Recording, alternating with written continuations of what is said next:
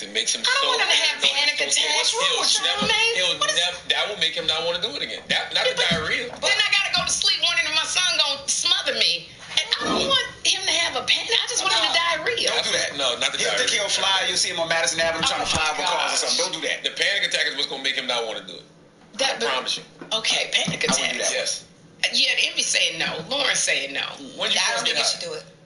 When I first got high, I think I was like 18, 17. So why you gotta wait till 24? Because that's look, I am a single mom. This is hard. You don't understand. I'm not a man. This is why I get mad when I go, I need some men to come in and help me because I don't know what to say to him. I don't get high.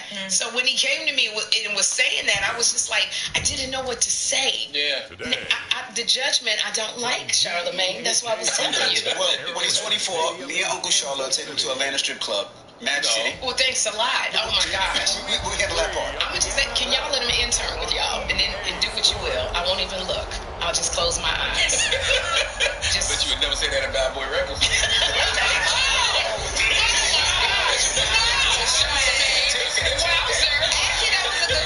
Wowzer. Like, you better have my subpoena papers. Oh my God.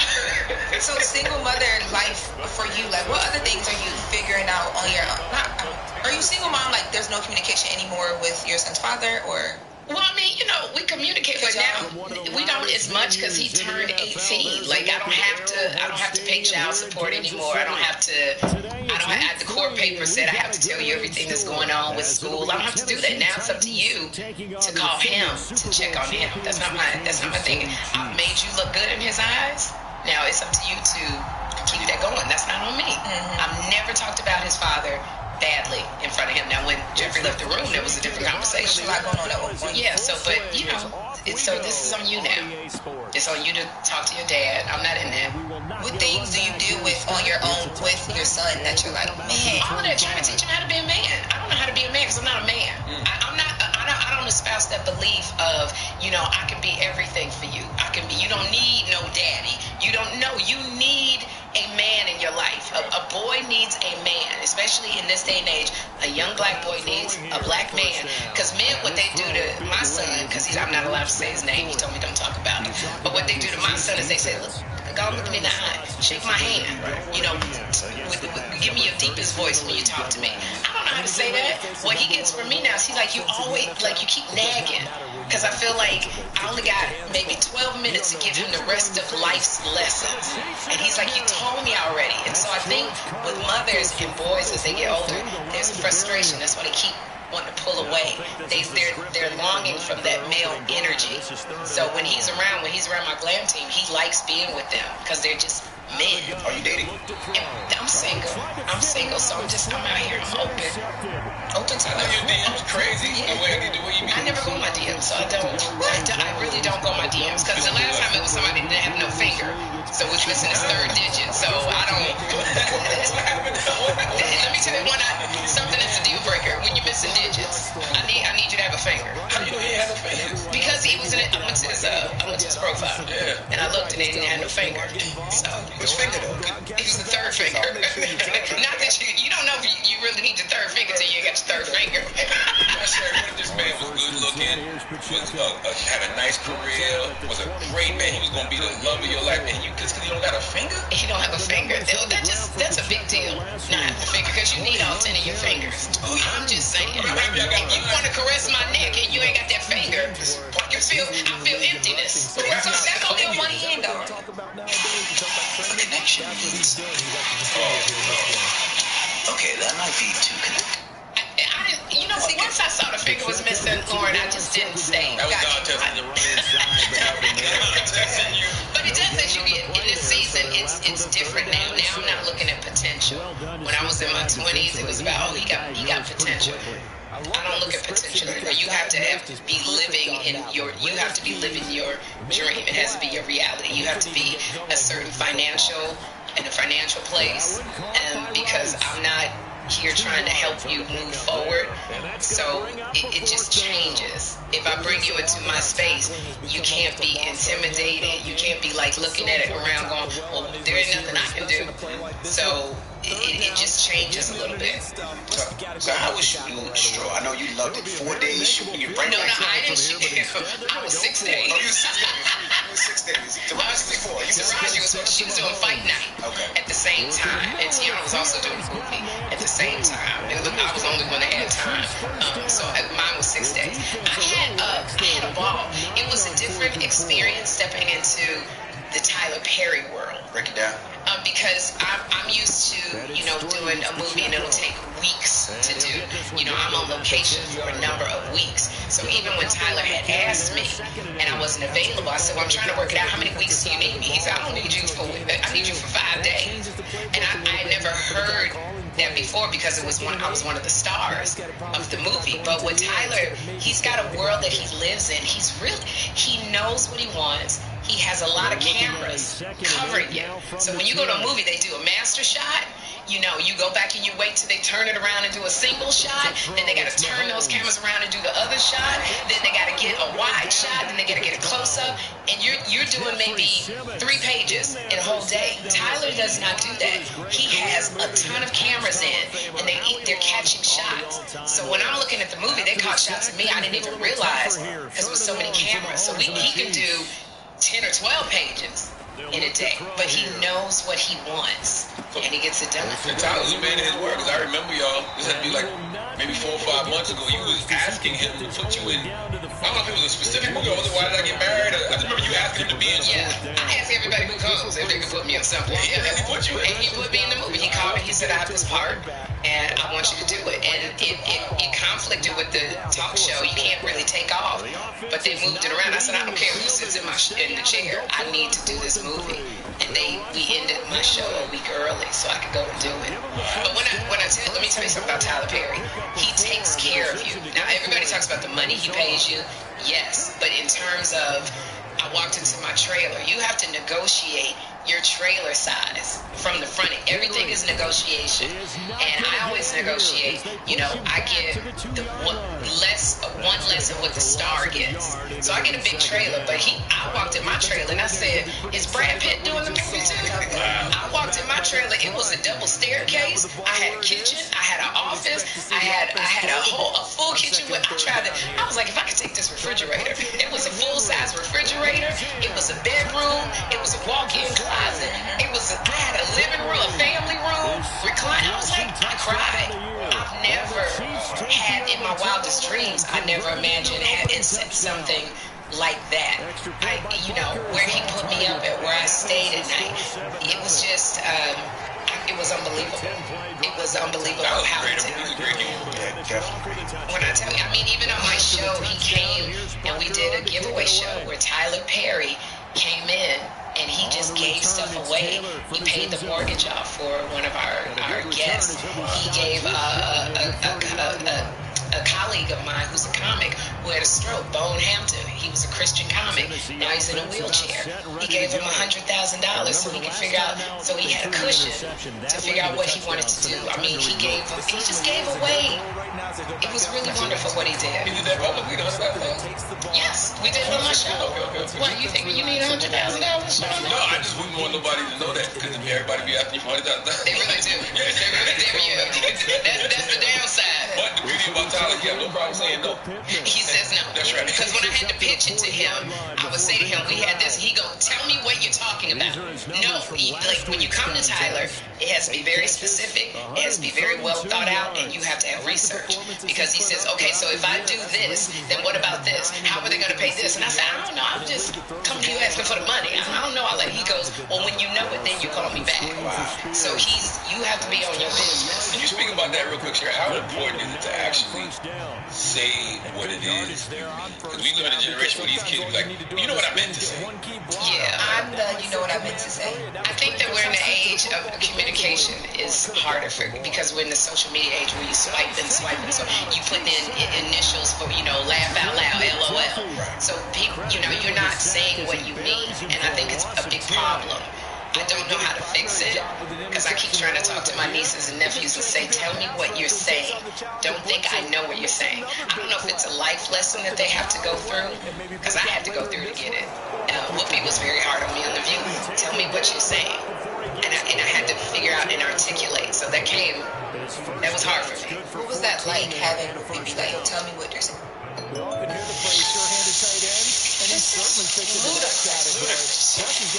go for Ludacris. This is Ludacris. You don't tell Ludacris.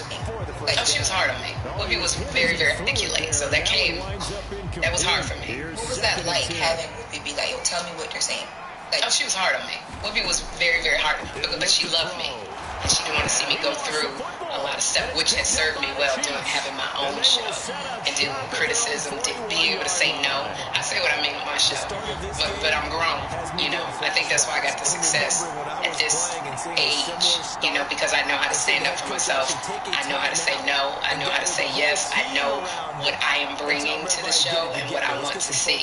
So it's, you know, sometimes you just have to go through life. You got to fall. You got to learn to get back up. You got to fall. You got to learn to get back up. And I'm sure we saw that greatness. Like a lot of times people see things in you that you may not see in yourself. Sometimes, yeah, maybe she did. I would hope that, yeah.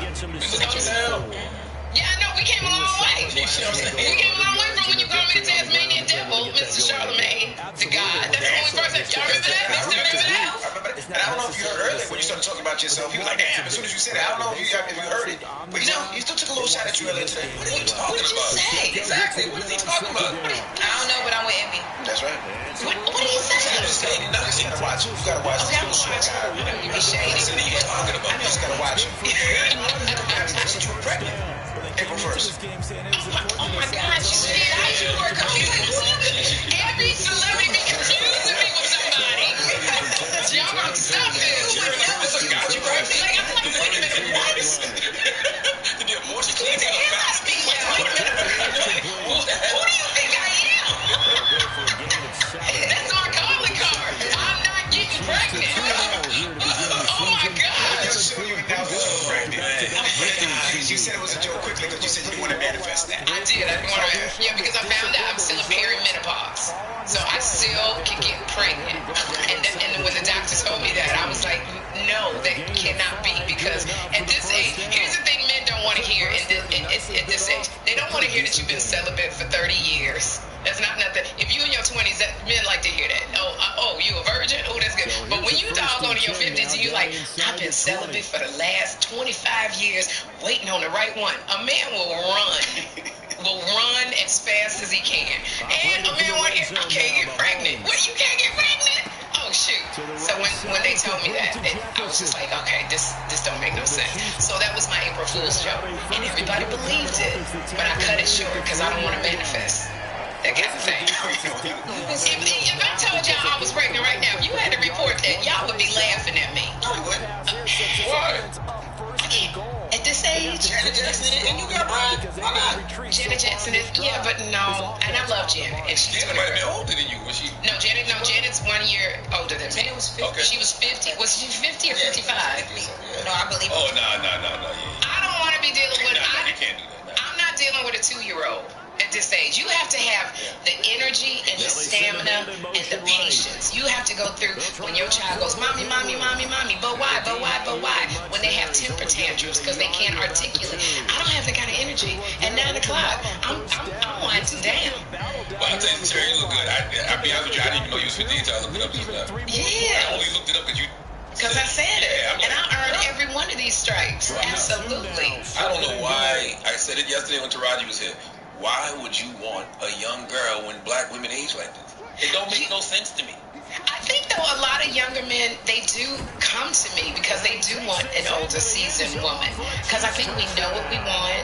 You know, we don't take a lot of mess. We're very articulate about what we want. We are accomplished. And I think a lot of younger men like that. But I don't see, there are women that like younger men. I like a man my age. I like a man that is seasoned. We want the same things in life. He's healthy. We can talk about things. If I say something, he knows who I'm talking about. That's right. Like my hair guy Theo. Every time we talk about stuff, he's like, "Who was that?" I said, "Somebody doing a tour. They doing a the tour. It's El DeBarge. It's Babyface. He said, El DeBarge. Who is El DeBarge? I need you to know who these people are and what they've done. And I want older men to like older women because we see what happens. These older They like going young. They get in trouble. And they get in trouble. You see what I'm saying? That's the problem. But I understand young people bring an energy.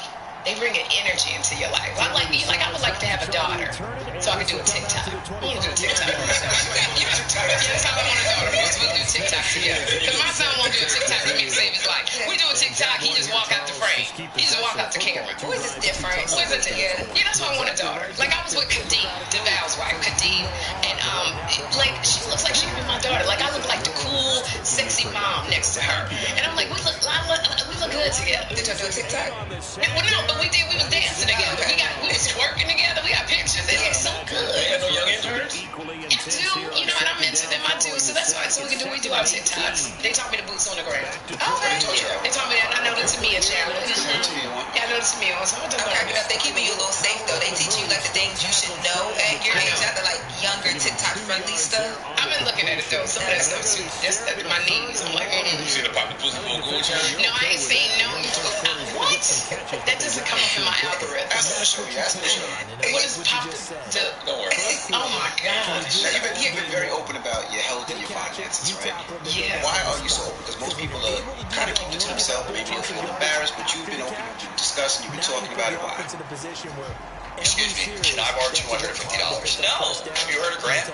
No, what's Grant? Grant is an app that can give you cash advance. Well, because I think that a lot of people are going through health challenges. Like if you don't have your health together, you're not able to fulfill the purpose that you've been put here for. And just do basic stuff. How do you want to live? What do you want your life to look like 10 years from now, 20 years from now? Well, that starts today. So I'm really open about showing that I go to the gym. I get up at 4:30 in the morning, 4 times a week to go to the gym. However you want to feel, you got to start it today. And I want people to know it's not over. Like you can start and go to that gym and work out. Start eating healthy.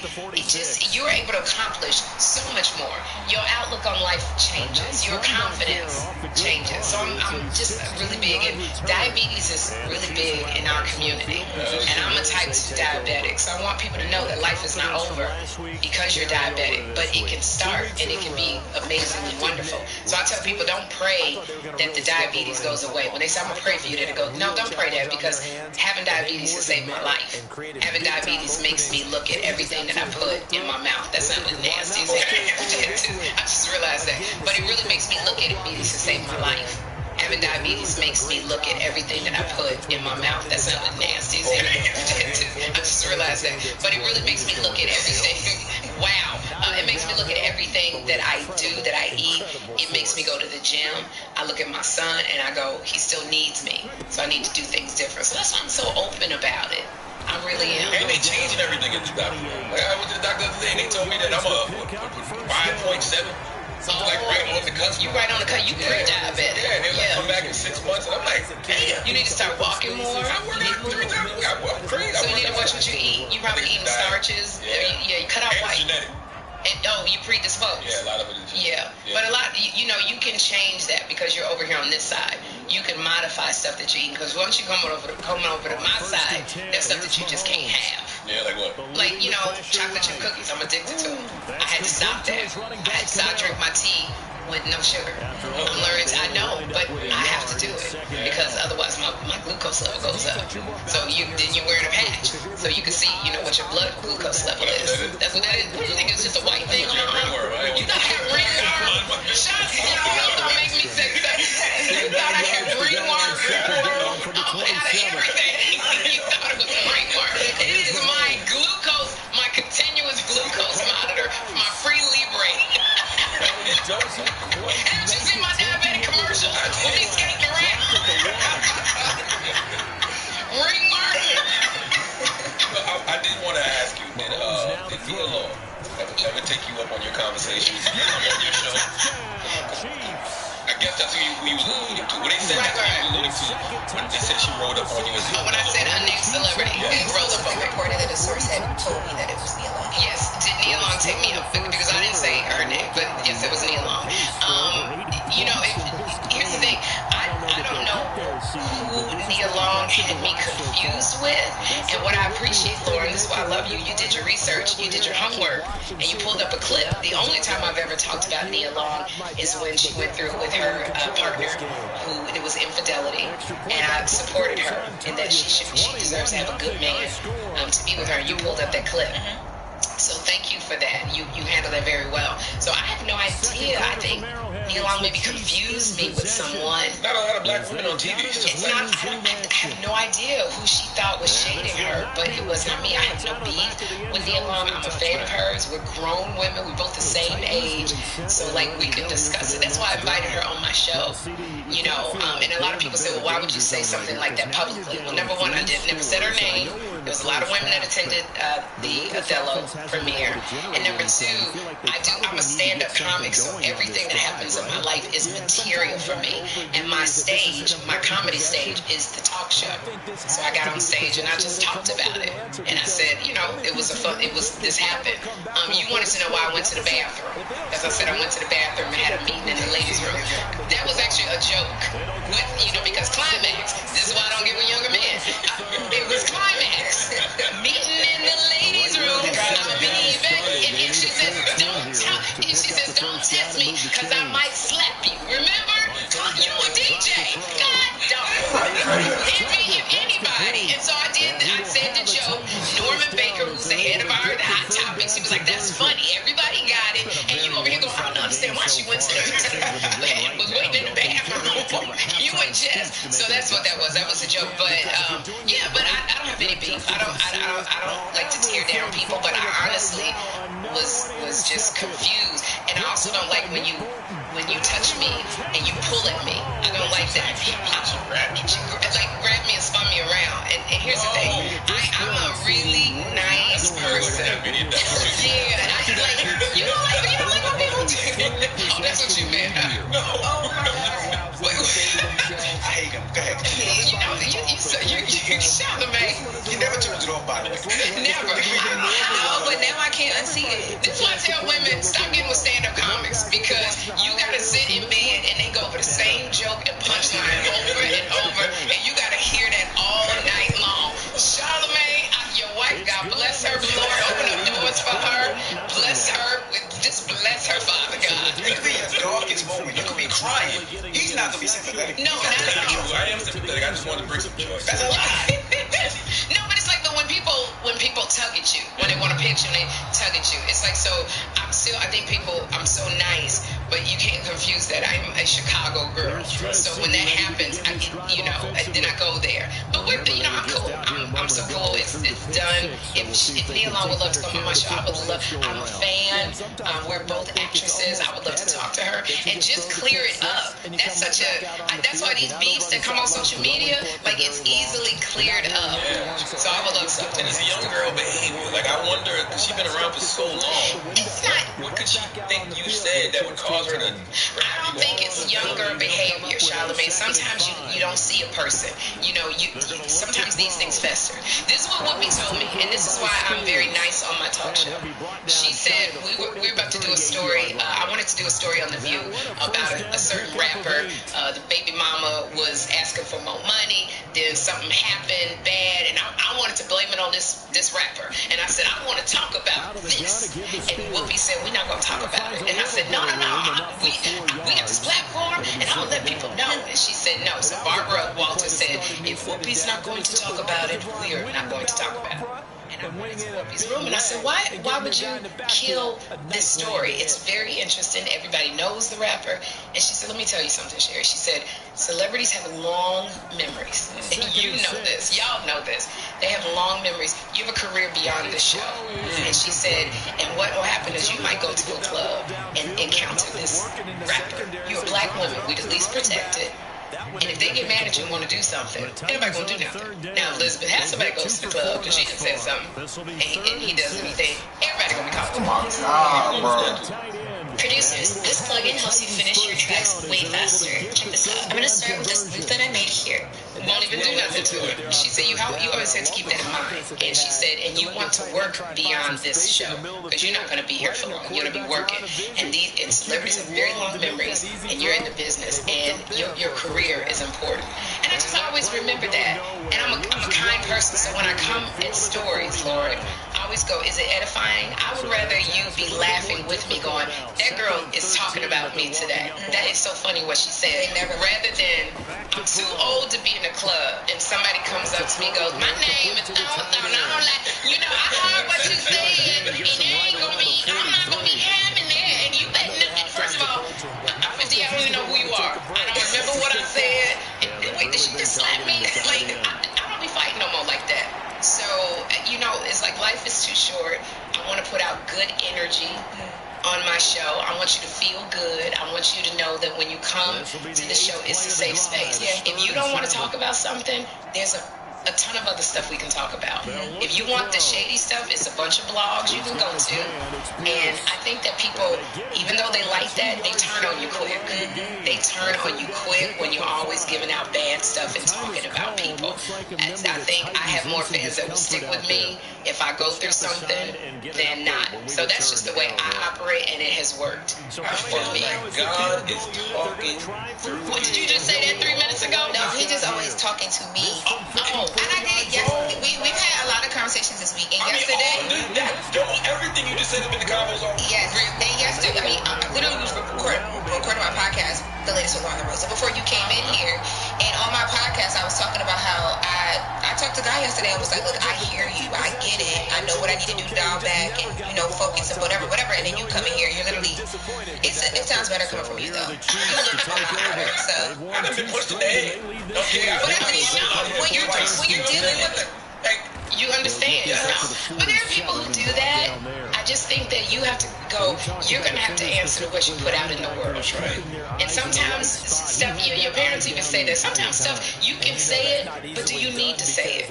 Now, that's not for everybody. I'm not judging anybody. There are blogs that I go to because I just got to know what's going on, and they give their opinion, and I figure out how I'm going to form my opinion, but in a different way. For me, I'm like, it's going to edify you.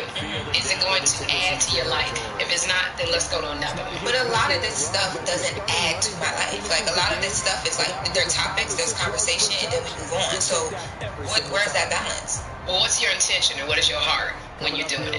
Like, I get Diddy jokes too. Those I do on stage. I'm not going to do them on the talk show. So, I just think, what is your intention when you're saying it? So, I don't know if you're talking about the fact that you want to do negative stuff. You got to report the news. That's what I'm saying. It's like sometimes you got to touch on things that people are not happy they're not touching on. But there are people who are intentionally mean about stuff. There are people who are intentionally trying to take down folks. So if you're not like that, but you have to report on the news. I don't have to do that. If you hear about a man nutting, and then the man taking his nut, rubbing it on his nipple. Oh, y'all heard that the sperm shake? You know what I'm saying? But she's covering a trial. They're trying to show character. They're trying. So you have to tell us what's going on. That is what they discussed in the courtroom. Yes, it's gross, but that's what they talked about. They put him on the witness stand. So you're just telling that and giving your opinion. This ain't nothing you said. Oh, this is what I heard. This is actual fact. He was on the witness stand. So yes, it was. I was like, that's disgusting. But I never looked at you like, oh, Lauren, why are you saying that? You just reporting the news. But I mean, like even relationship stuff, like the big celebrity breakups and the divorces and the. You have to. I think you have to. You have to report that. I try to do it too. Like the way I come from with divorces, I'm upset because I looked at I'm sad because they got divorced, and then I have some jokes in there. I'm sad they got divorced, but is he available now? Do you mind if I gotta bring some lightness to it? Gotcha. But it is your job to report what is going on. Otherwise, we wouldn't know what is going on. She hasn't been so much. I get the calls. Yeah, like we do. Numerous times. For what biggest conversation right now in breakups is Cardi B Offset. So when we're covering those things, it's very temperamental for the people that are going through it, and I try to understand that. But at the same time, it's like these things are put out there. Cardi's on Spaces talking about it. There's tweets. There's all these things. So the balance sometimes, and I'm not. And you're going to get it. You are going to get it. I've seen people who come on the show who don't want to. Who was the one that didn't want to talk to Jess when she was Sexy Red. I'm like, and she's very, very sensitive, and she had to say numerous times, I just have to report report it. This is what I do. We have to report it. For them, I'm like, this comes with the territory. People are going to report. That's why I'm so private about my life, because otherwise people are going to report on it. It just. But I think we still take sides, though, right? Because we don't know all the facts. We only don't. And they want to know why you didn't say this, because I only got 3 minutes, and this is the information I was given. I have to say that too. People get mad at me, and I go, I didn't know that fact before. This is what we read, and I have to comment on it. But what Sherry said is true. Intention matters, right? Like, Lauren, we were having dinner with the Wendy Williams. Yeah. And this was, how long ago? I don't remember that. A few months ago.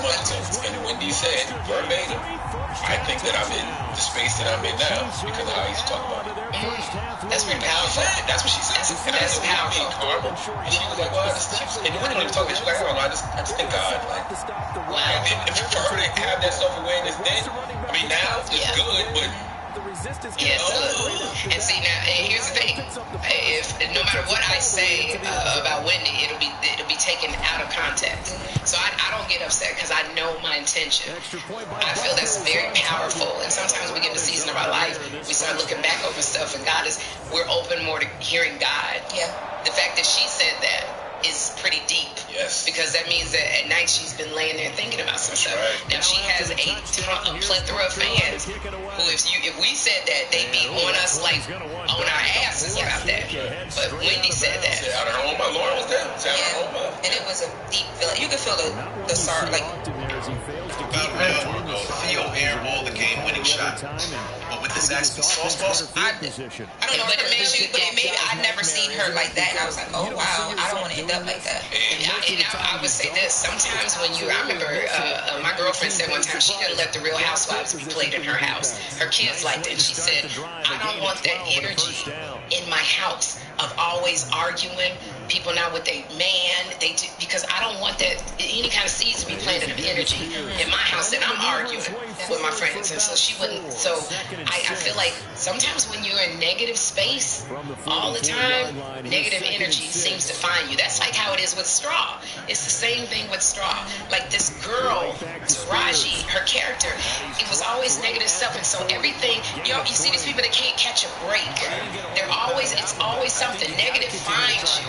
Because you're in such a negative space. So I think you have to look at that. When I say, is it edifying? How you're reporting the news. That's what you're doing. But when you when you start to veer over to the shady, Charlemagne, when you veer over into that space.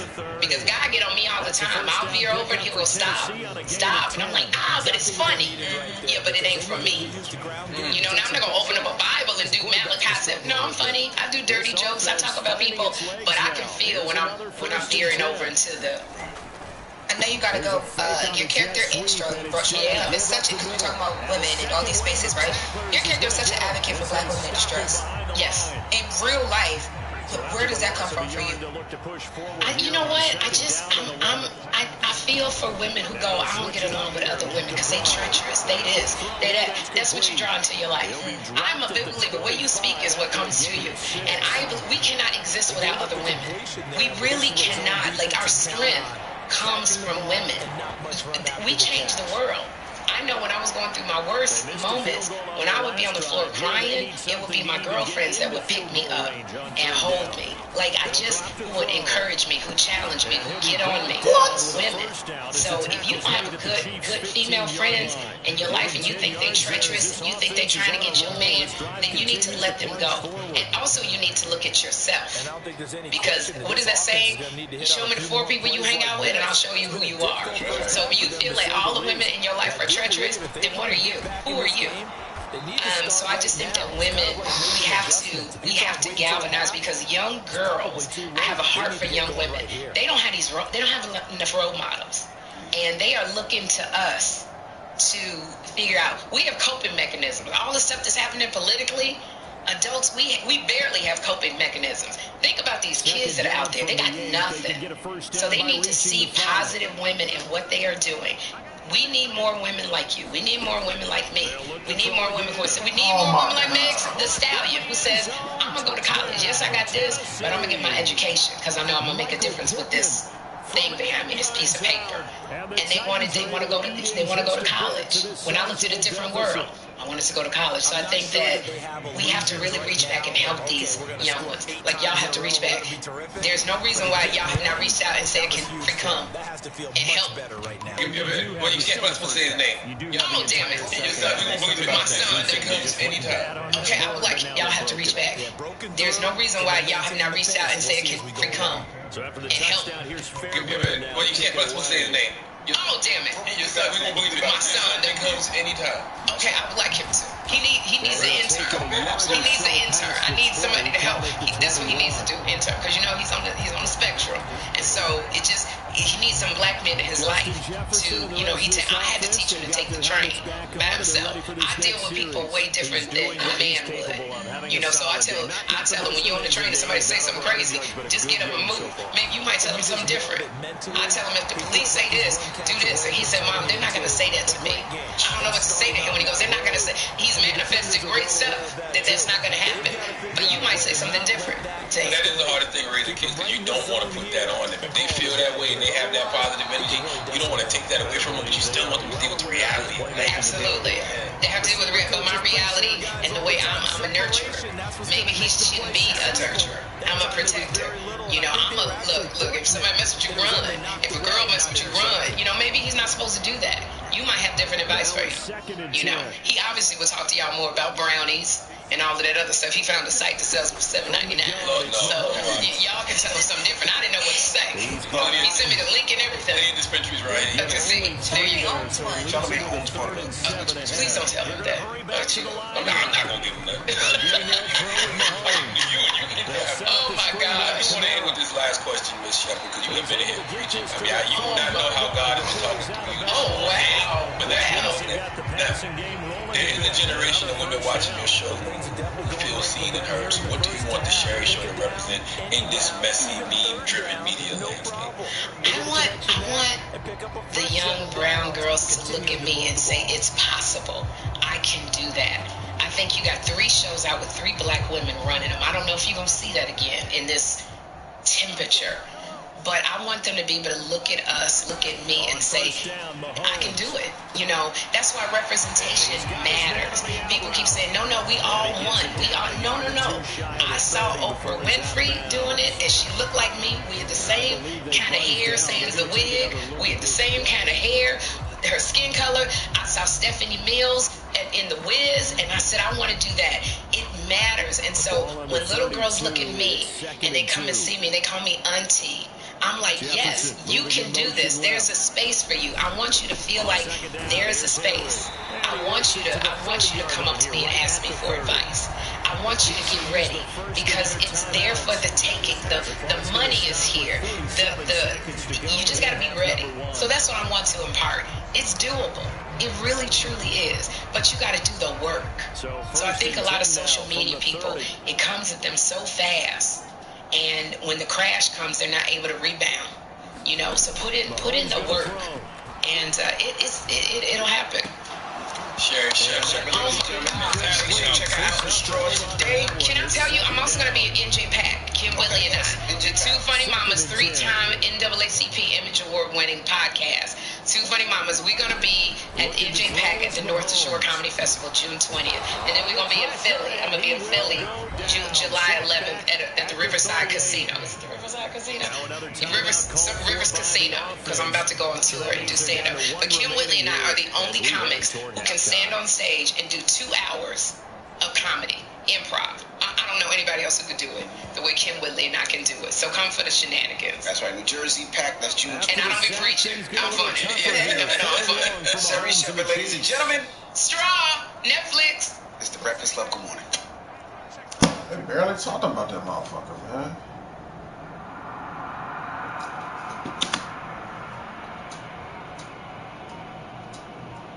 Rice will go in motion left. On 3rd and long, it's Mahomes.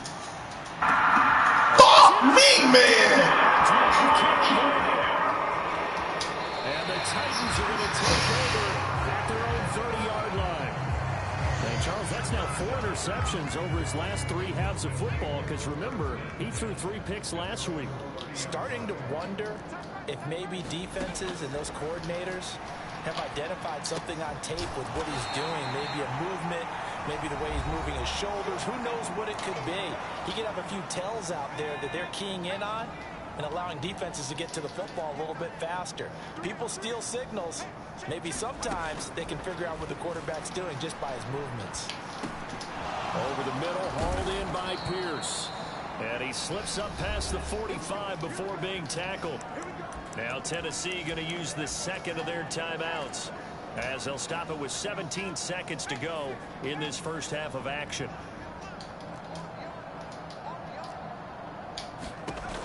They'll look to throw here on first down. The toss here completed to Pittman. And he'll go down, but not before getting this inside the 30. Now a timeout signaled for, and they'll get it with 10 seconds to go before halftime. So even though it's first down, here's the field goal unit on now to try to get 3 before halftime. From the left hash, this from 46. The kick by Fairbairn is good, and that drops the deficit from 28 to 25. So, Charles, they get to them with their first turnover of the game and then make it hurt a little bit extra with a field goal. And anytime you give the ball up, what's the first thing a coach tells his defense? Don't let them score off of this. You've got to put out the fire. In fact, in 2021, that's what one NFL coach turned his defense. The firemen. Go out there, guys, and don't let them put some points on the board. The Chiefs offense about set to begin this drive. And they'll have time for one play. That's it. 3 seconds to go before intermission. Meanwhile, Mahomes' throw complete to Otten. And they get him down, but not before he takes it across the 40-yard line. So we're coming up on halftime here in Arrowhead with the Chiefs on top. As we'll send you down to Orlando, we check in with Jonathan Coachman for our EA Sports Halftime Report. Coach. Okay, Brandon, thanks very much. Time to give you folks at home a look around the NFL on this first official weekend of fall. So let's get to it. We'll start up at TIAA Bank Stadium in Jacksonville. And it's the Broncos who are out in front. Cortland Sutton, a touchdown reception. From there, we'll jet north to Ohio to check in on the Browns at home at Cleveland Browns Stadium. And you can see, currently they trail in that ball game. 2 touchdown passes there for Lamar Jackson. Lastly, let's get you to Charlotte, North Carolina. Check on the Panthers at home at Bank of America Stadium. As you can see, the score there in the second quarter. Baker Mayfield with a touchdown pass. We were treated to an excellent first half from the gunslinger, Patrick Mahomes. He's got a touchdown through the air as his guys have raced out to a gigantic early lead. All right, Coach, thank you very much. As we welcome you back for quarter number 3.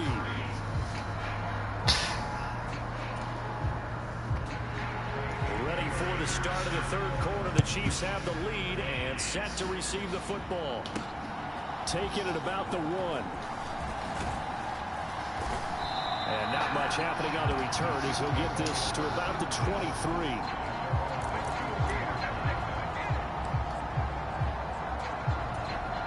The Chiefs ready to go on offense to begin quarter number 3. And the first half definitely went their way, and this would seem to be a great opportunity to kind of put this game a little closer out of reach with a score here. Yeah, and it's a wonderful opportunity for them because if they can add 7 more to their lead before the other guys even see the football, that could be the decisive blow in this game. I think that's how they're eyeing it. That's how they're approaching it.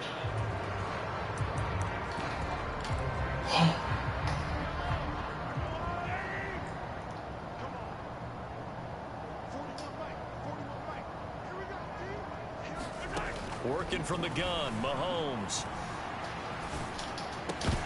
And that is come on, bro. Oh, the coverage a little too good there, and it's second down. Oftentimes when you're losing a game and the team's still throwing with this kind of a lead, you start playing a little more physically. And they took that opportunity right there to be extremely physical and force that incompletion. Here's Mahomes to throw. The fuck, man? He releases it, and that'll fall incomplete.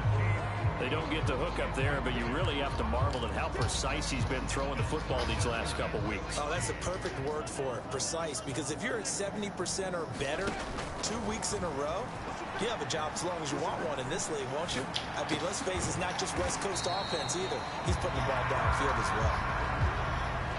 This offense 2 for 2 converting on these thus far, so why not try again here on 4th down? They'll go for it. That is caught. And they get him down, but not before he takes it across the 40-yard line. 2 catches in the first half. Now he's got a third here, and it's good for a first. I remember pregame when we were talking to him on the field, and he took his gloves off and showed us his fingers.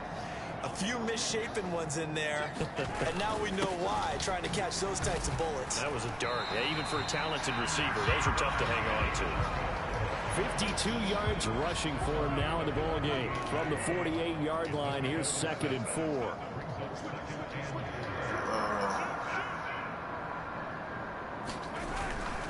Here's Pacheco once again. And very little running room there. He did get a couple up to the 49. Defensively, we always know that he is tough in run support, and I think the way that he gets there is he understands what an offense is going to do before the ball's even snapped. A great job of scouting prior to the game, then reading, reacting, and taking the right path to the ball carrier. On 3rd down, Henry. And he has the first down yardage before they bring him down right at the 45. They get 6 on the pickup there as the drive continues. So 1st and 10, and if they score on this drive, might have to start digging in our second half blowout material.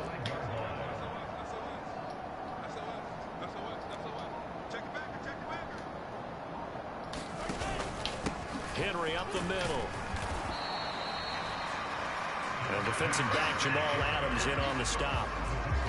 Oh, there's plenty of traffic waiting for him up the middle. But give him credit, he tried barreling through anyway. They're fortunate to get a yard out of that one.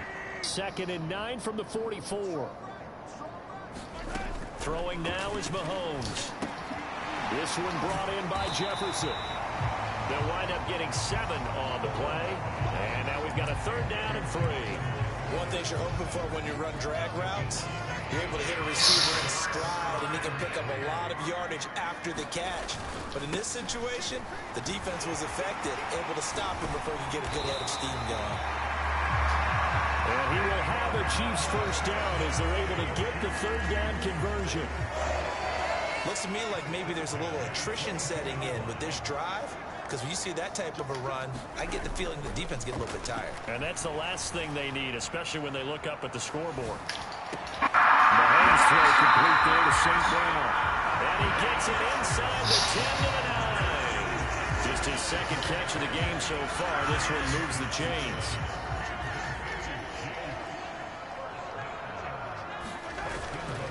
A 1st down carry for Henry. And he will take it on in for a Chiefs touchdown. Derrick Henry, a 9-yard touchdown run. And the Chiefs take the opening kickoff of the 3rd quarter and drive right down the field to extend their lead. Sometimes you get a 1st and goal and you're back near the 7, 8, 9-yard line, and you start thinking, maybe we'll run it here on 1st down to get half of what we need, so maybe we can have 2 or 3 shots at going for it from closer range. So this is a bonus right here. What a great run to work his way into the end zone. Now after the touchdown, here's Bucker on to kick it away. Yeah, I gotta give him. And they will not get a chance to return this one as it's through the end zone for a touchback. The Titans offense set to begin the drive. CD, they certainly know the hole that they face as they begin the second half. They have to do what precious few teams have done in NFL history. That's try to come back from a 4-possession deficit. And he's going to be intercepted a 3rd time. And he will take this one home. It's a touchdown. And Charles, for this offense, those interception woes they kind of had in the first half have now followed them into the second half. And for this defense, they take advantage, turn that into a pick 6. And that defense is in a spot now where they're thinking about ways to close this game out. As confidently as they've been playing, I expect them to do exactly that. Butker on for the PAT. And the lead grows even larger here in the third quarter. A heck of a play there defensively, getting the interception, navigating his way into the end zone for the touchdown. So they'll get another shot on offense following that pick six, and now the kick is away.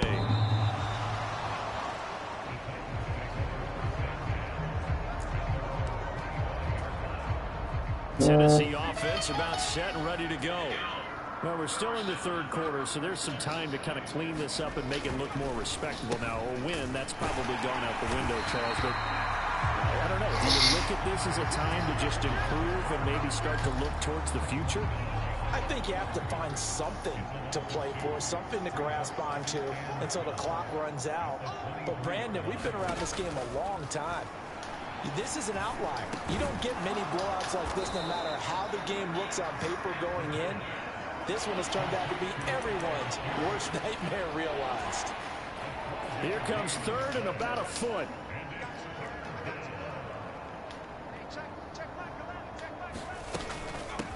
Hand off to Spears. You gotta be kidding me. He continues to struggle to find a crease to break off a big one and might need to just put that aside and just try and ram his way forward and get what he can.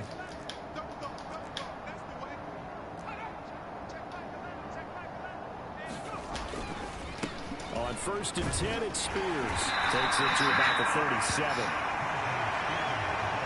We're just looking at the scoreboard and where we're at in the third quarter. I don't know that it's going to matter much at this point, CD, but these small runs on the ground, they're not going to get it done.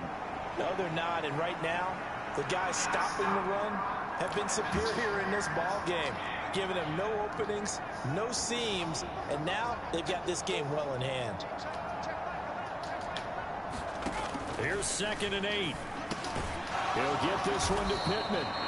And he gets this one to midfield before he's brought down.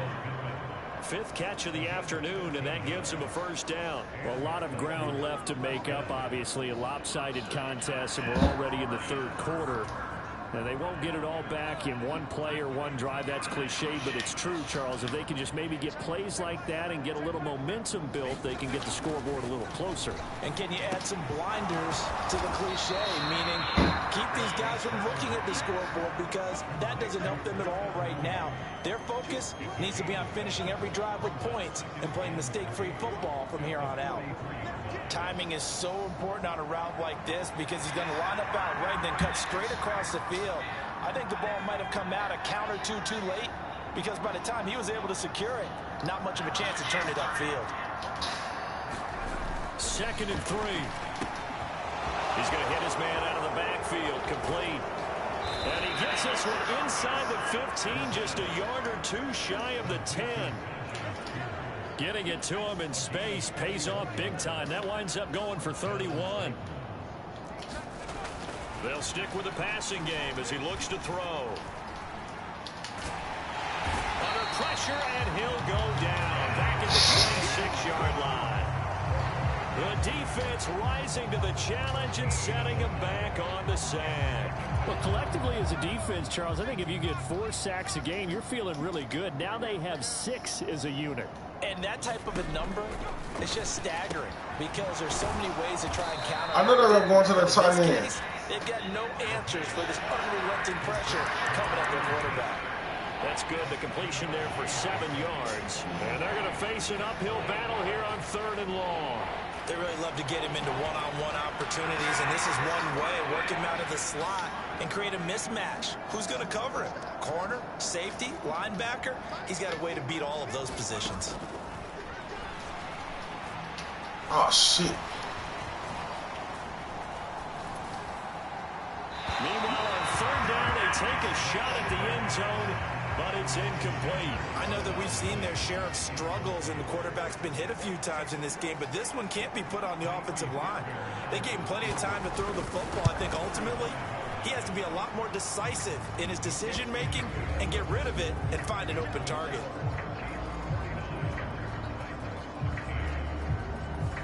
I'm kind of surprised by that they kicked the field goal. I guess you get some points, but this deficit 3rd quarter, I don't know. Yeah, I don't either. Yeah, I'm with you on that one. When you're down that much, kicking a field goal, does it feel a little bit maybe waving the white flag or just want to get out of here? Yeah, I think you got to go ahead and try and get some bigger points on the board. KC's offense ready to take over. And that last drive was very, very balanced, pretty methodical. You think they go that route again? I'm always of the school that until they stop me from doing something, I'm going to continue. And I think that that's exactly what they'll look to do. But the beauty is the balance that they've created sets up opportunities for big plays. Looks like a run, turn into a play action, and throw one deep. Mahomes will lead the Chiefs up 1st and 10 at their own 27. St. Brown in motion right. Now here's a fake on the jet sweep as they'll go instead with Pacheco. And they can only manage to get a couple. 2nd and 8 coming up. You've got to be impressed by that defensive front on reps like those. They were not being moved off the line, kept their shoulders square, and gave their teammates time to fight to the ball and limit that gain. Jefferson moving in motion left. They keep it on the ground. This time it's Henry. And he'll take this to the 32, a gain of about 3. Well, praise has to go to the guys on the offensive line because they've had a very nice, productive day running the football. How about that poor defensive line? They've been knocked around the entire game, and while they slowed them down on that run, can they continue to do so? Because they haven't had much success throughout this ball game. To throw, it's Mahomes. What the fuck, Justin? How about some applause for the defense there? They forced him to throw that one into coverage, and just like that, they're staring at a 4th down. Well done.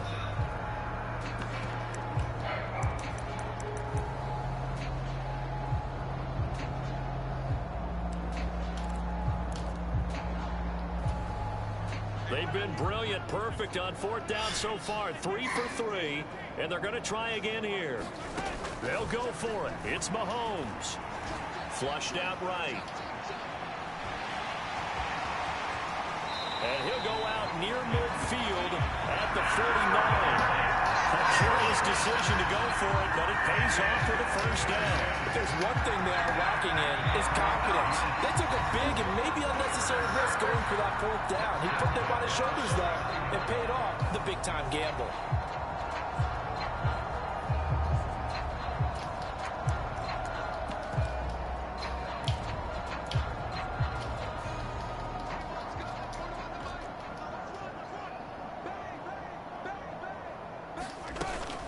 Henry will get it. He's been busy today. Well, they nearly sprung him that time as he takes this all the way down to the 37. 86 yards for him on the ground now as he has been terrific here this afternoon. So operating from Tennessee territory now. Here's 1st and 10 at the 37-yard line.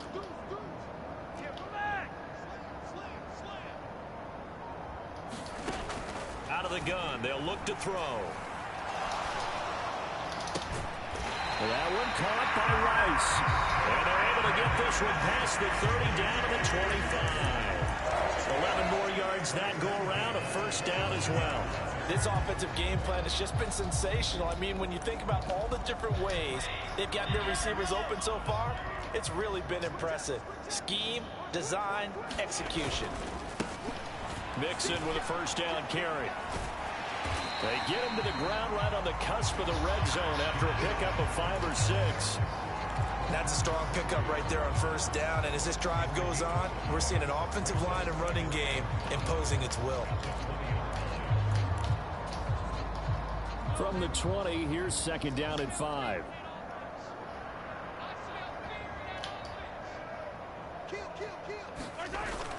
Oh, they'll run it here on the jet sweep.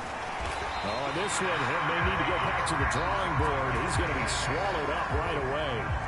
6 yards to pick up, and that's a 1st down. Well, we've seen running backs in today's NFL get involved in the passing game. Maybe it's about time more receivers like that get involved in the running game. And that is something we are seeing more and more in this league, no question about it. That wasn't the biggest of gains, It was enough to get them a first down, and it continues to test the defense. They have to think on every play about who might end up with the ball. And able to surge forward for about 5 yards down to the 10. That's it. Walk a nigga down till he get his last. Yeah. Walk a nigga down till he get his last breath. Again, it's Mixon. And he'll be brought down here at the 3-yard line. 7 yards on the pickup there, and now they've got it first and goal. A lot to praise on this drive, obviously. I know you're seeing what I'm seeing. Those guys up front, they're getting it done. Doesn't matter what play is called. They are handling their business at the line of scrimmage and dominating right now on this drive. And he is in. Touchdown, Kansas City. Derrick Henry, a 3-yard touchdown run. And the Chiefs get another third-quarter touchdown to add on to that lead. You think back to some of the great goal line bruisers of the past, the Earl Campbells, the John Riggins, the Marshawn Lynches, and then you can put Derrick Henry right in that group as he scores there with another patented Derrick Henry run. Butker now to add the extra point. And the lead grows even larger here in the third quarter. So that one a long 11-play drive. And Derrick Henry able to finish it off with a touchdown run. Now after the touchdown, here's Butker on to kick it away.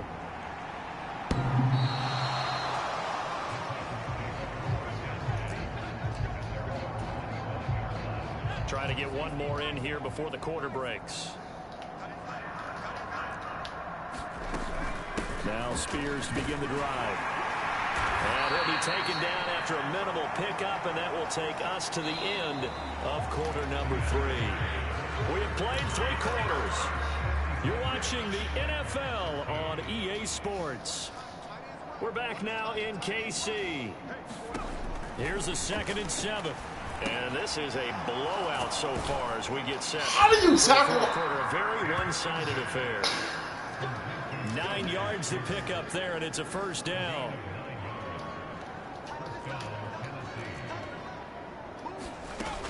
They'll set up to throw.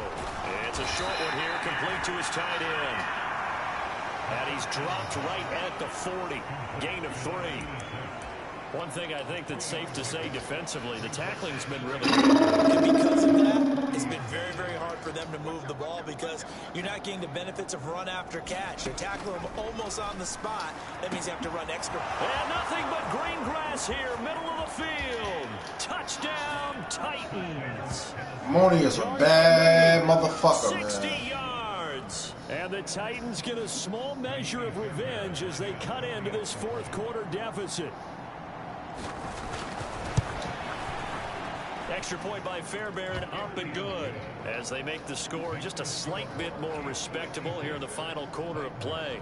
So after the touchdown, here's Fairbairn now to kick it away.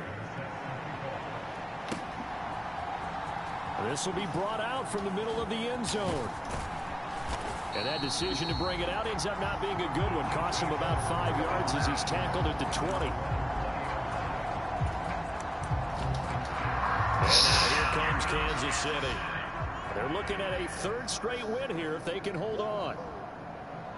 Jefferson moving in motion left. They'll start on the ground. It's Derrick Henry. And he'll be taken down at the 20 after a gain of just 1.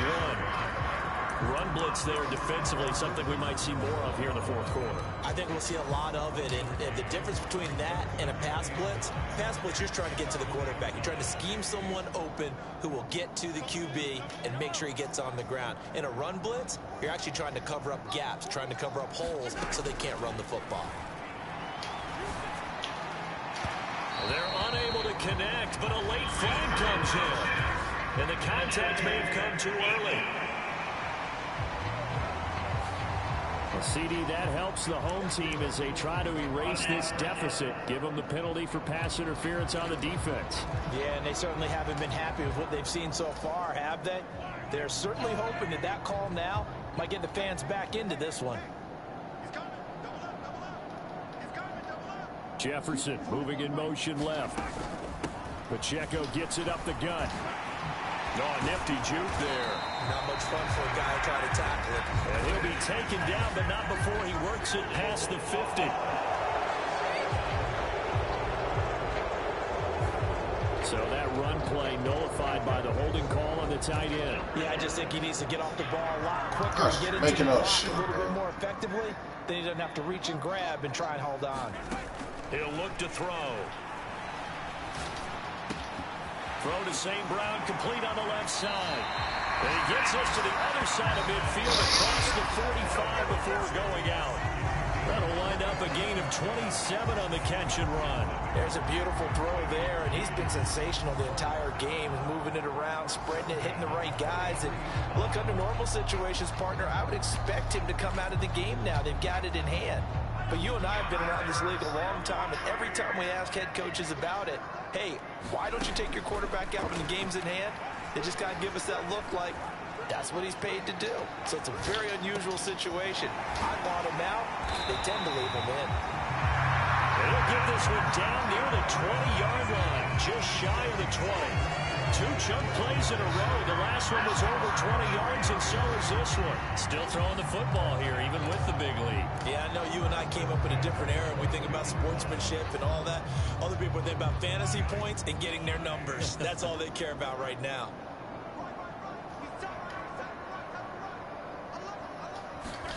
Throwing on first down is Mahomes. Alvin Kamara reeling it in on back-to-back plays. Good job. He stopped about 2 yards shy of the mark. Good job. 8-yard gain, 2nd and 2. It appears they found something that's working, and they keep going back to it. I guess you can actually say he has the hot hands now, doesn't he? Yeah, well, it's one thing to hit your guy out of the backfield once, hit him a couple times. Yeah, you're right. Maybe they're onto something. And I think a lot of that is simply if you get it to him in space, more times than not, he's going to get more yardage than you expect out of each play. Now a 1st and 10 at the 11. They'll run it again with Henry.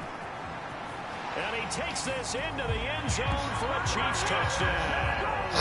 Derrick Henry taking it in from 11 yards out. And the Chiefs are closing in on a 3rd straight victory to start the campaign. Well, they just continue to roll. And, Charles, for you and I, we want the close games, but for them, it has to be so nice to enjoy this big cushion. I can't remember the last time we saw them play this loose and have this much fun. I think they'd love to be able to capture this game, carry it with them from week to week, and be able to execute like this in all the rest of their games.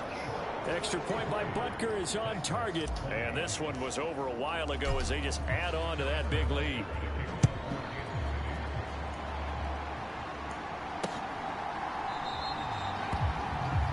And this will be brought out to the 25 as Taylor elects to not return it. The Titans offense set to begin the drive. And they unfortunately are staring at a mini losing streak developing, trailing here in the 4th quarter. This would be their 3rd straight defeat. They'll come out throwing here on 1st down. That's complete to Mooney. And he's going to be dropped following a pickup of 7 past the 30 to the 32. They'll operate from the 32-yard line here, 2nd and 3. They'll set up a throw. That's complete to Pierce.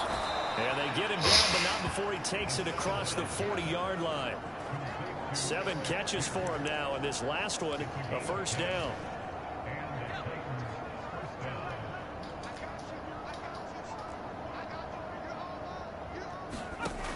He'll look to throw. He'll find a man over the middle. It's Pitt.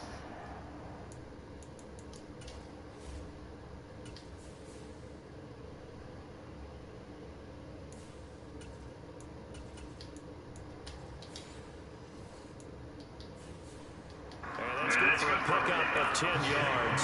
And they'll be left with a 2nd and about a foot.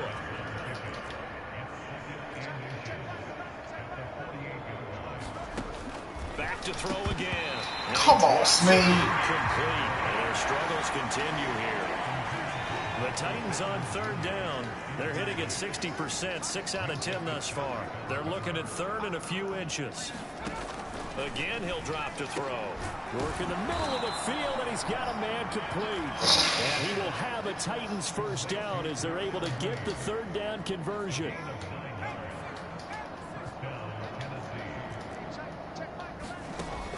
They'll look to throw here. Wide open receiver. They always catch fire at the end. He's brought down, but not before he reaches the 8-yard line. Give him 30 yards there. The chain gang hustling to catch up. Here's 1st and goal from just inside the 10. They're going to look to throw. Got a man, and it's taken in for a Titans touchdown. A great effort there. His first touchdown of the new season. And the Titans are able to at least get one score back. He was on point throwing the ball right there. He had the big play to get him down close, and then he delivers a touchdown pass on 1st and goal. And you mentioned the big play that got him down close. I think that big play left him reeling a little bit. They didn't recover from it. And you know, they always talk about having to have a short memory on defense after a big play against you. Looks like their memory was a little too long there. So after the touchdown, here's Fairbairn now to kick it away. And we'll see a return here from the end zone. And they'll get him down right at the 25-yard line, so the same result, and he opted for the touchback. And Kansas City's offense now set and ready to go. Well, they don't really need the points here, Charles, given what we're looking at on the scoreboard, but they've scored on 3 consecutive possessions, 3 consecutive drives, and I'm sure that they would like to keep that streak going here and continuing to pour it on. And things have gotten that way in the NFL, haven't they, partner? Because in the old days, people would, they'd get off the gas a little bit, right? But now, people continue to accelerate. But we'll see what they decide to do as they come out with this one. But the way this game has gone, they've got to be awfully happy with their execution overall. On 1st down, he'll drop to throw. And this one right back into the hands of Jefferson. And the result here, a pickup of 8. Leaves him with 2 to go on 2nd down. They like going to him in the slot. He catches another one. I think this comes under the heading of, until they stop him, why not go back to it? He has something going really well. Great working relationship with the guy throwing the ball, and they keep making the connection. And he stopped immediately there. He got maybe a half-yard at most, but officially they'll be left with a 3rd and 2. The Chiefs on 3rd down. They've hit on half of them, 5 for 10. Here it's 3rd and 2. They'll try to run for the first with Henry. And he will have the first down as he gets this to the 47. 110 yards rushing for him now as he has been tremendous all day long. It carries like that. That's how they're going to continue to salt this thing away here, Charles, in the 4th quarter. Yeah, how about that? A new set of downs. Clock continues to move. No better way to close out a game than to tap those mastodons you have up front and say, guys, keep pounding them. Let's keep the ball, keep their offense on the sidelines, and let's close this one out. And he whips that one incomplete there.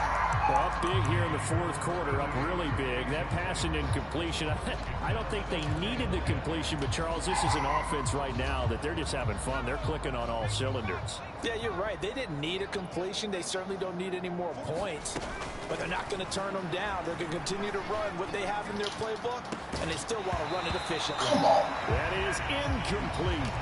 Partner, in the sportsmanship handbook, there's something to be said for calling the dogs off in a blowout. But these defenders, they also know this is the NFL, and it's their job to stop them, whether they're in the game or they're down by a handful of touchdowns. The Chiefs now going to use the first of their timeouts. That'll leave them with 2 remaining. We'll be back after this. Here comes the 7th play now of this drive as this is 3rd and 10. Looking to throw. And that is incomplete. Oh, he had a defender right there with him to force that to the ground. And 4th down now coming up. Well, they're up comfortably here, Charles, but that lead certainly not dissuading them from pressing the envelope late. I mean, if anything, with these passes, it's like they're getting more aggressive to try to drive the ball downfield. And that will certainly lend itself to some post-game questions for that coach. And maybe you and I should attend that press conference to see what he has to say, because someone's going to ask him why he continued to push him. My guess, he didn't like how some of the snaps were run earlier, and he wanted to use that as a chance to clean things up. But he certainly will have some explaining to do. Tennessee offense about set and ready to go. Where we stand right now in the fourth quarter, this one pretty much out of reach. And, Charles, I know they're going to be disappointed about several things. Taking it right down Broadway. And they'll go down, but not before getting this inside the 30. The catch and run, good for 24 yards. Now, fourth quarter, certainly not enough time for a comeback, but nice to see them making use of the time remaining to try and make this one a little more respectable. Yeah, I think the ultimate goal, good execution, be crisp, be sharp, and find a way to put some points on the board to make this thing look just a little bit better. Back-to-back good plays have them on the move on first down. Now we've got movement up front. I think this is going to be on the Titans. That flag accepted, and it backs the offense up a little bit. A false start backs them up 5, 1st and 15. They'll look to throw. Quick slant caught by Pierce. And the Titans are looking at 1st and goal as he's tackled all the way down at the 2-yard line.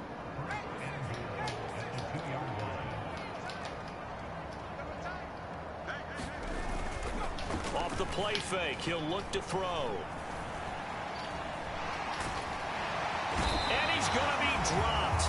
Back at the 15-yard line. Jalen Carter picks up his 2nd sack of the afternoon.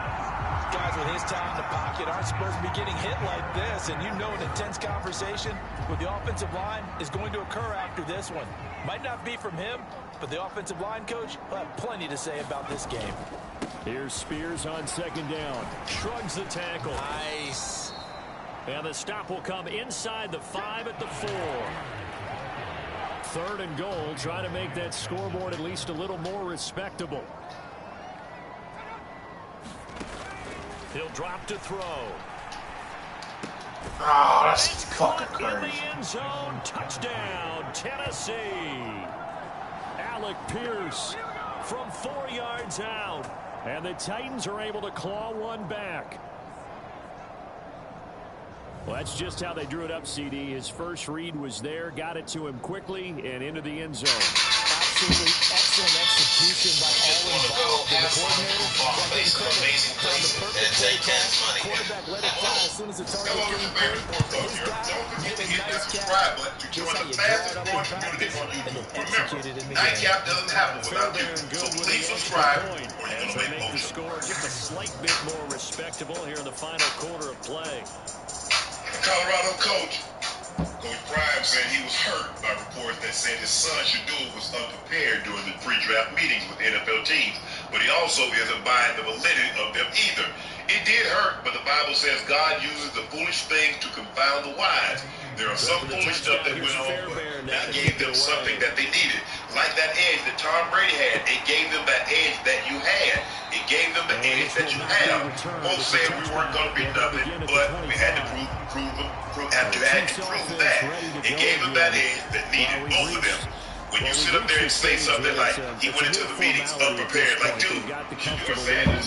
We've had 6 different offensive coordinators who had the ball that still function at a level. Every time we brought somebody in new, and you're going to tell me he was unprepared?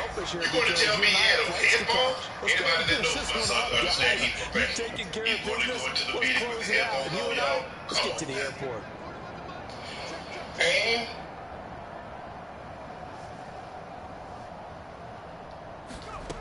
they'll try and start this drive in the air. Forced out to his left.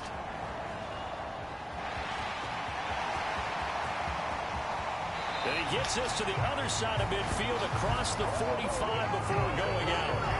Big yardage there on the scramble. It gets him a first down. Let's give him the credit he deserves because he can really do no wrong. It's got to be demoralizing for a defense to have someone who can cut up your secondary all game long with his arm and then rip up a huge game like this with his leg. Championship effort. Underdog is available in over 30 states, including Georgia, Missouri, and Texas. Just few. Make sure to support the show by hitting the link in the bio and downloading the Underdog app. Use code MACECAM or STAT to get to $1,000 in bonus funds with your first deposit. I'm Treasure Wilson, a.k.a. Stat Baby, along with your hosts, Mace and Ken. Ken, what's up, man? What's good? How you today, bro? Man, I'm doing good. I was going with my hat, but, you know, just a few it yards ain't going so well as I before going out. It's another first down as this time they get an even 20. And I know we're still in the afternoon slate here. Some primetime games still on the docket, but it's going to be tough to top this effort. What an offensive performance we have seen. They have been unstoppable from the moment we began this game, and they're not holding back. They're still throwing the football here in the fourth. They certainly are. And I'm going to tell you something. If you're old school, you don't like this at all. But in today's football, you just go ahead and savor it. Watch a team execute at a high level. This man cannot get in the end zone.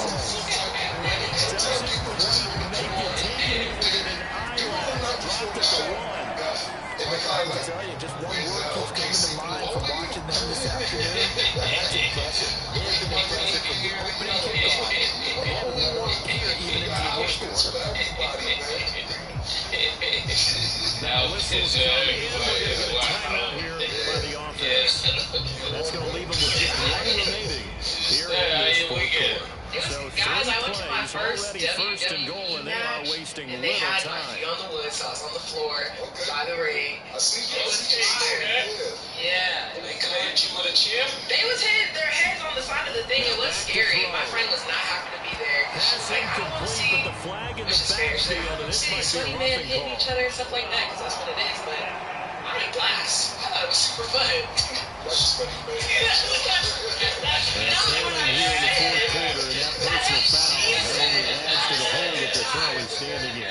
It was interesting seeing some people kind of like, because I didn't even realize Logan Paul looked like that. It was just a lot Not of. going to help you at this stage of the game. Yeah, he teamed up with John Cena. Like what?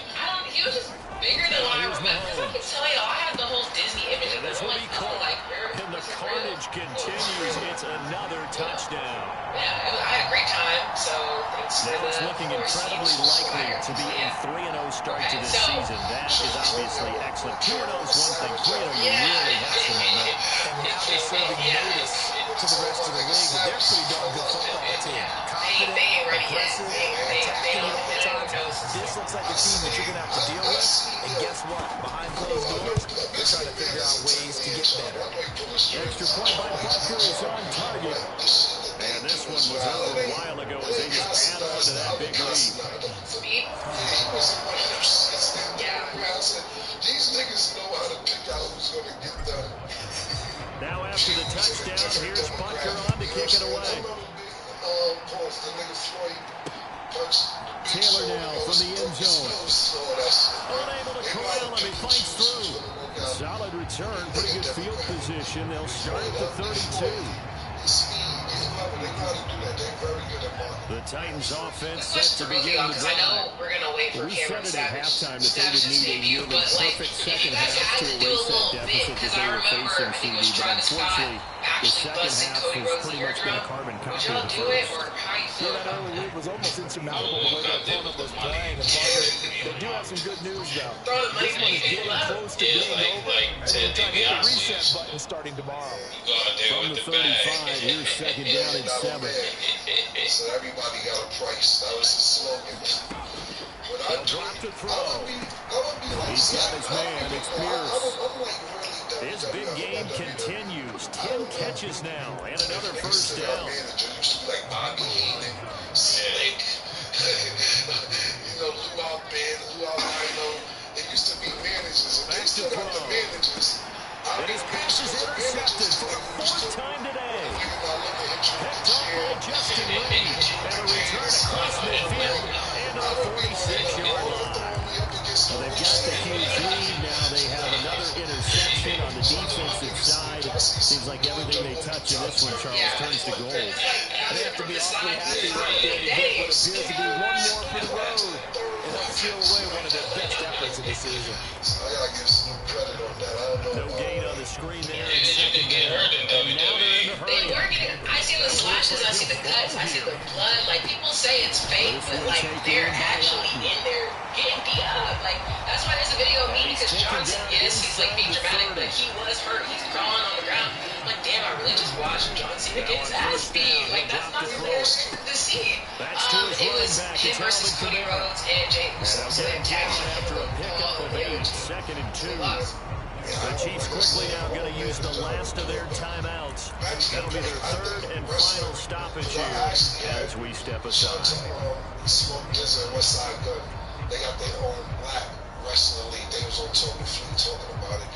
And the thing about it is wrestling is fake. Or I forget the term they use. I don't want to use fake because wrestling community get mad at some type of word that you use. It's not fake.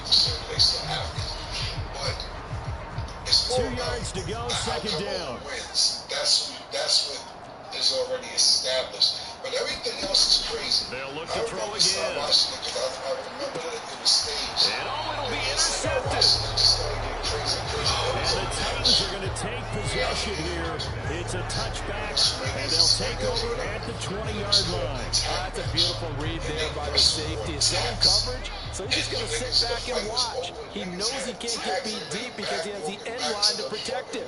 So he can react to everything in front of him, and he makes a great break on the football and comes down with the interception. That's a short one here, complete to the tight end. And this will leave him a yard short.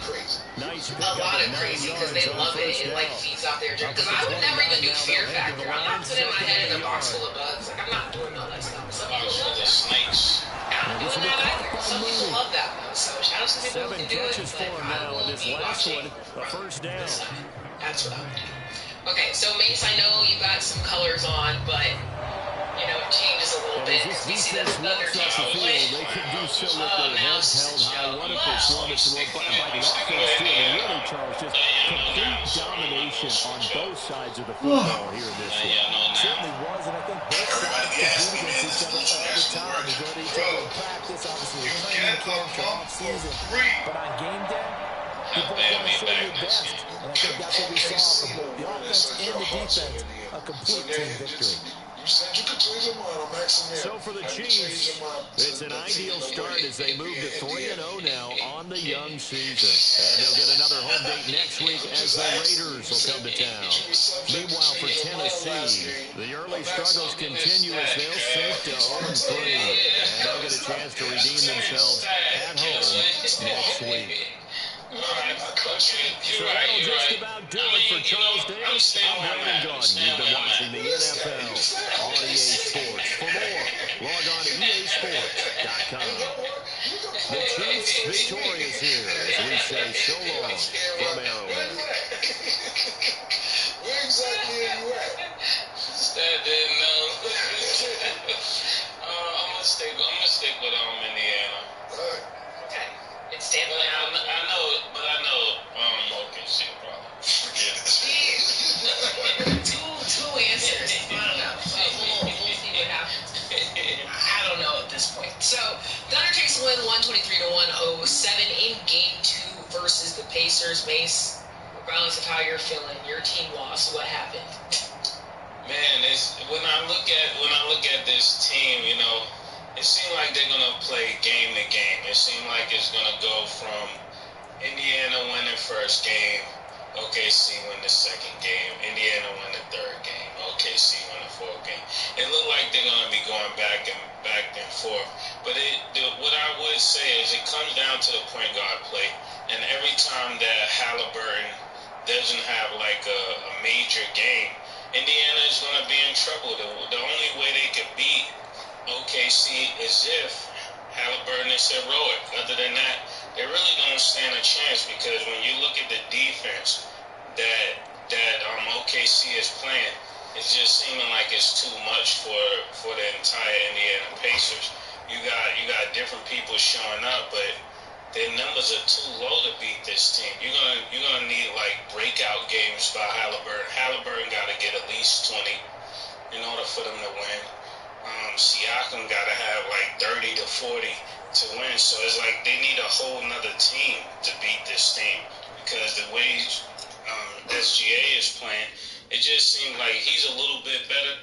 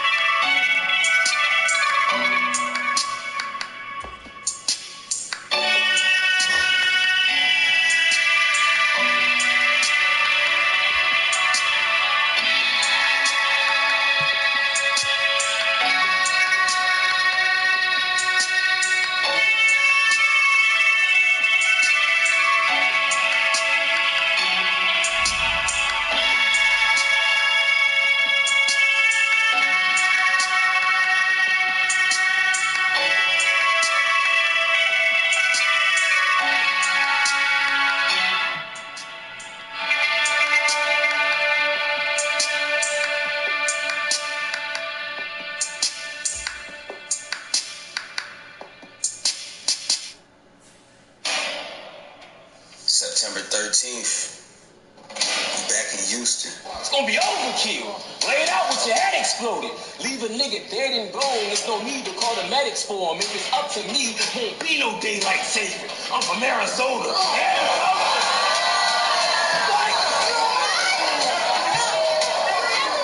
Back outside on the street right now.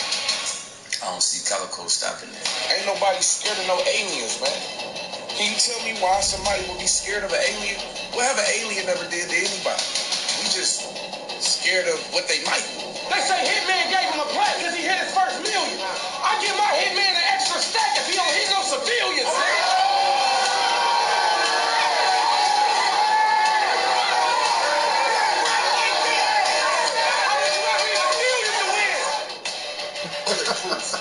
I'm coming with my bulletproof vest on, man. Y'all already know what's going on, man. What up, though?